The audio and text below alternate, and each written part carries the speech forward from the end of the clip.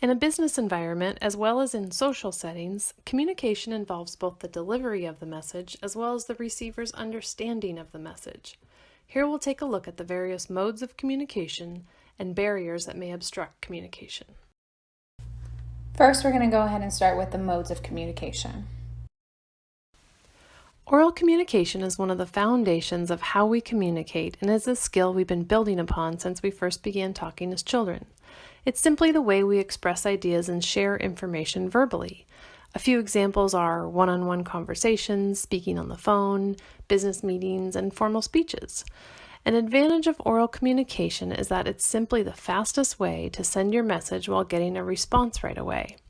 And a disadvantage of oral communication is that if your message is repeated and passed through multiple people or groups, that message can be miscommunicated.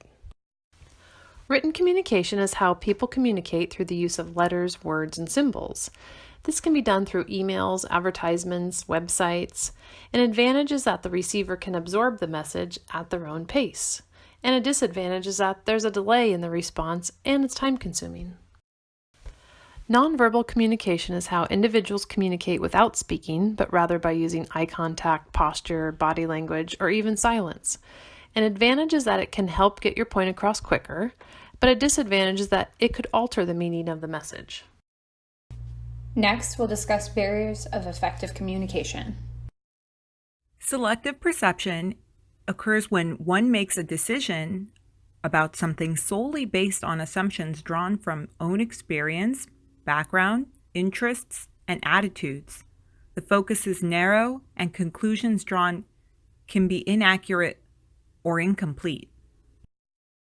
Filtering is the manipulation of information by the sender so that the message is received more favorably than it otherwise would have. As a filtered message moves up the chain of command, it becomes further distorted each time a sender employs filtering. Leadership needs to hear the good and the bad in order to make important decisions. Emotions tie into how the receiver feels when the message is received, and whether or not the receiver will allow their personality or preconceived assumptions to provide interference in the communication channel. Likewise, the speaker credibility and trust play on the receiver emotion.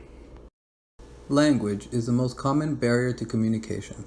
Within each language, we have a subset of local dialects, and within these dialects, there may be dozens or even hundreds of differences in vocabulary. Another language barrier, often overlooked, are acronyms. Acronyms such as ISIS can have significantly different definitions depending on the context and with whom you are speaking to. Information overload is a term used to describe a situation where an individual is overwhelmed with too much information. They could potentially make the wrong decision, or they can make an inaccurate decision related to business or personal. This is also related to social media. We have too much information at our fingertips. We have texting, we have email, Facebook, Instagram, you name it, and we do not have the availability to comprehend everything that is provided to us. Communication apprehension is also known as social anxiety. This can be mentally and physically debilitating for some individuals. It isn't limited to in-person conversations or public speaking. It can be through text, email, or even over the phone. For me, communication apprehension isn't so much public speaking, but it's public speaking with a microphone. I have a very hard time doing this, so I get very nervous, and it is my communication apprehension. Silence can be used in a manner to dismiss a person or a topic in the workplace. It can also indicate many things professionally. For instance, an employer might think silence is a way of showing agreement, but for the employee, it can be that they do not feel encouraged to speak up. To overcome silence barriers, managers need to ensure that they are supportive of their employees and welcome open communication throughout. Deception is difficult for most people, which explains why one of the strongest barriers to effective communication is lying. It can be the outright misinterpretation of information or even omitting the truth. An example of this is a sales manager hiding bad sales from a CEO in hopes of the following month they will gain it back and no one will know the difference. They are potentially omitting information that could cause harm in the long run for this company. Hallmeyer said, "Communication, the human connection, is the key to personal and career success." We hope you learned from our communication and communication barriers video, and we thank you for watching.